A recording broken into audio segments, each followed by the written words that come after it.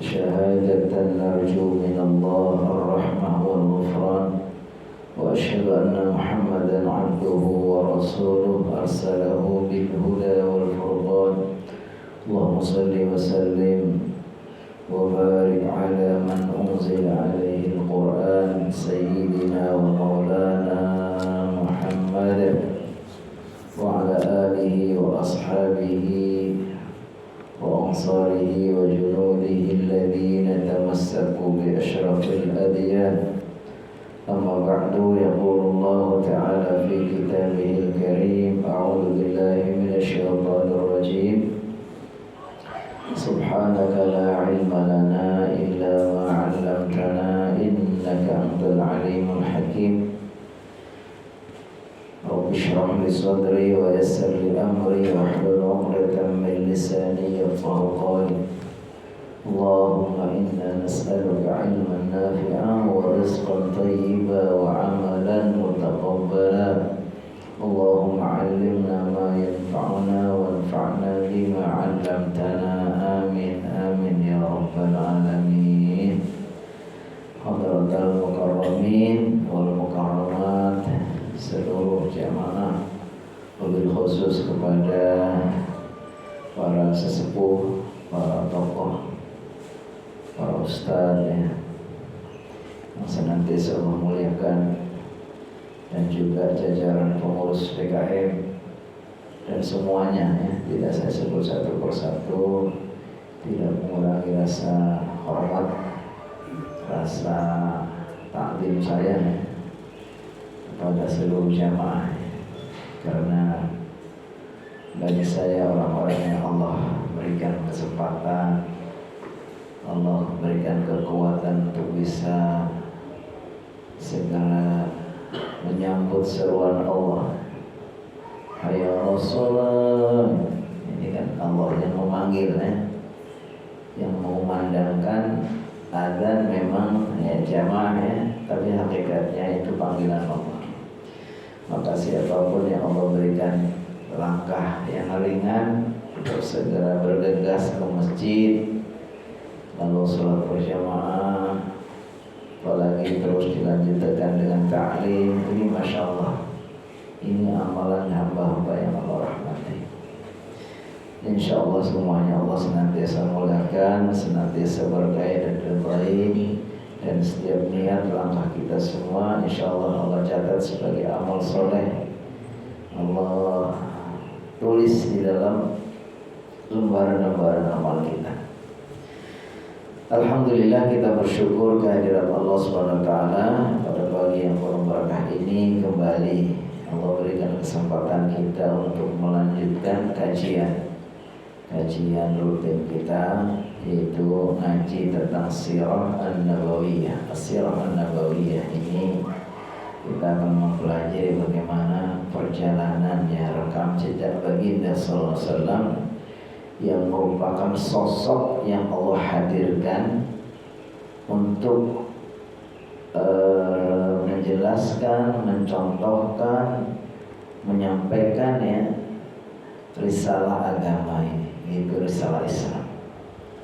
Sehingga ketika kita mempelajari sosok baginda ini, yaitulah gambaran tentang Islam yang sebenarnya ya. Maka betapa pentingnya kita mempelajari tentang sirah ini, karena sirah ini merupakan konklusi dari implementasi dari perwujudan Islam sendiri. Makanya apa yang beliau katakan, apa yang beliau lakukan, apa yang beliau benarkan, sifat beliau itu bagian dari sunnah, atau beliau itu adalah sunnah. Para ulama mengatakan as-sunnatu ma udhifa ila an-nabiyyi min qawlin aw fi'lin aw taqririn aw sifatin khalqiyatin wa khuluqiyatin min ba'dil bi'thati. Yang namanya sunnah bukan dalam bab fikih ya, yang Allah katakan bukan yang termasuk dalam bab fikih hukumnya ini sesuatu yang bila dikerjakan dapat pahala, ditinggalkan dosa. Ini namanya sunnah, tapi sunnah bab hukum. Ini yang dimaksud adalah sunnah yang Allah perintahkan kita berpegang teguh kepada Al-Quran dan As-Sunnah. Sunnah yang dimaksud ini adalah sesuatu yang kita dapatkan dari Nabi berupa perkataannya, perbuatannya, persetujuannya, sifatnya. Nah, tapi dibatasi dari setelah beliau diangkat secara resmi menjadi seorang Nabi dan Rasul. Terakhir kita sedang mengkaji tentang Badul Wahyi. Badul Wahyi itu permulaannya datangnya wahyu, yang sekaligus sebagai bukti bahwa Nabi Muhammad sudah diangkat menjadi seorang Nabi dan seorang Rasul, atau menjadi seorang Nabi. Itu terjadi ketika beliau berumur berapa? 40 tahun. Karena umur 40 tahun ini dianggap sebagai puncak kesempurnaan kehidupan. Ini ibarat orang mau menanjak ke gunung ini, sampai dari dia lahir sampai 40 itu, nah itu dalam rangka menanjak. Nanti kalau sudah 40 nanti sudah sampai ke puncaknya, nanti ya tinggal turun. Karena memang perjalanan umat manusia ya umurnya sekitar 60 sampai 70. Dan puncak kematangannya itu 40. Nabi Muhammad SAW sebelum beliau menjadi Nabi pun sebenarnya sudah banyak peristiwa-peristiwa yang menunjukkan beliau memang sangat istimewa, beda dengan yang lain ya. Karena beliau akan menjadi seorang Nabi, seorang Rasul, sehingga itu memang Allah berikan penjagaan khusus, Allah berikan sifat-sifat yang khusus. Tapi semua itu belum dikatakan sebagai Nabi sebelum beliau diangkat. Namanya irhasat. Irhasat itu hal-hal istimewa sebagai pertanda bahwa Nabi Muhammad akan menjadi seorang Nabi. Nah, nanti setelah diangkat sebagai Nabi, hal-hal yang sangat istimewa dan luar biasa itu sudah disebut dengan mukjizat. Mukjizat. Kalau sebelumnya namanya irhasat, penanda, tanda-tanda kenabian. Nanti setelah beliau diangkat sebagai Nabi, hal-hal yang sangat luar biasa ini disebut dengan mukjizat. Ketika beliau umur 40 tahun, maka baginda sallallahu alaihi wasallam sudah mendapatkan wahyu. Tapi wahyunya itu berupa dalam mimpi. Jadi setelah umur 40 tahun beliau itu sudah menerima wahyu, tapi dalam keadaan mimpi, yang dikatakan illa ja'at mithla falaqis subhi. Jadi mimpi itu datang seperti subuh yang terbit. Maksudnya bagaimana mungkin ada cahaya terang dan seterusnya, disebutkan seperti itu. Nah, sejak itulah baginda SAW kemudian uhibba ilaihi al-khala. Allah berikan rasa suka sekali untuk menyendiri, untuk bertahanus. Bertahanus itu ya menyendiri untuk beribadah. Tapi ibadahnya karena belum mendapatkan perintah khusus, ya mungkin ibadah berdasarkan perintah atau berdasarkan nabi-nabi yang terdahulu, atau memang dengan cara yang Allah berikan ilham kepada Nabi Muhammad SAW. Tidak dijelaskan bagaimana ibadahnya.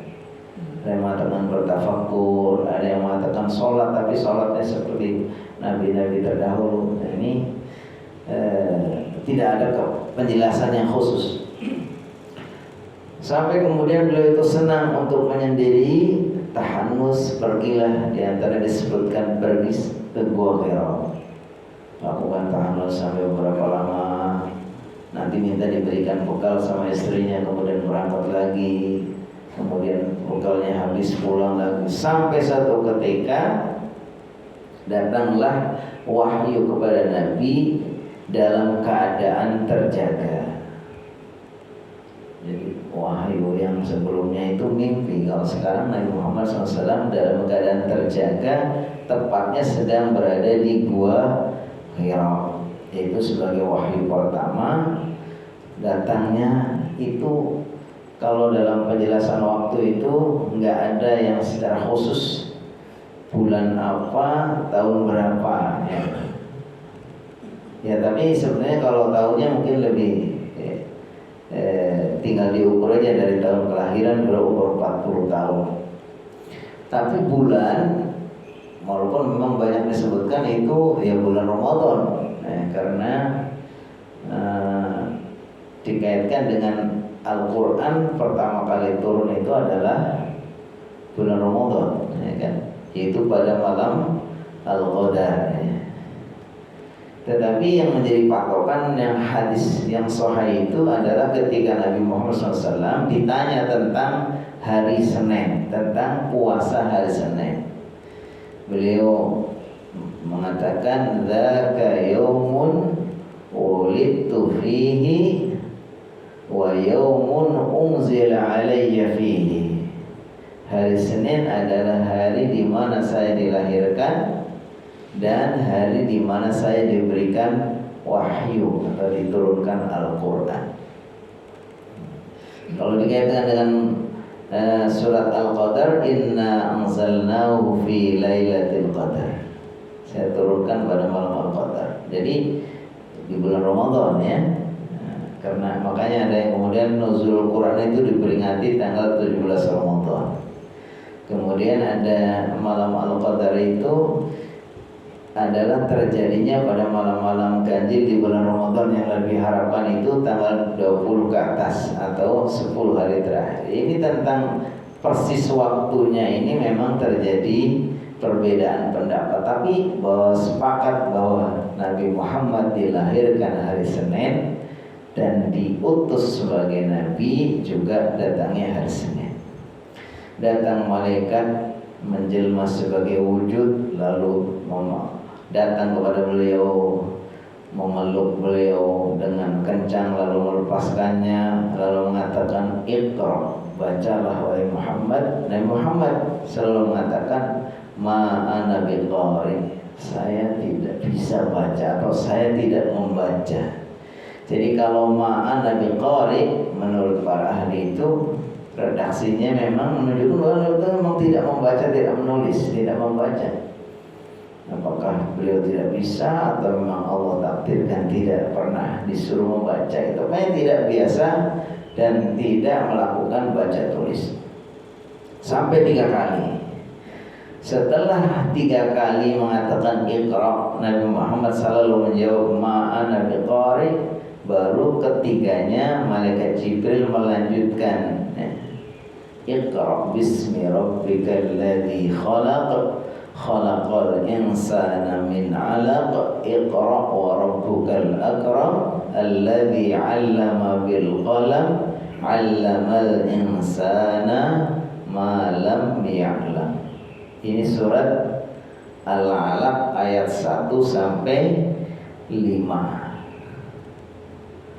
Tapi sebetulnya surat Al-Alaq bukan hanya sampai 5, nanti disebutkan bahwa surat Al-Alaq ini diakhiri dengan ayat wasjud waqtarib.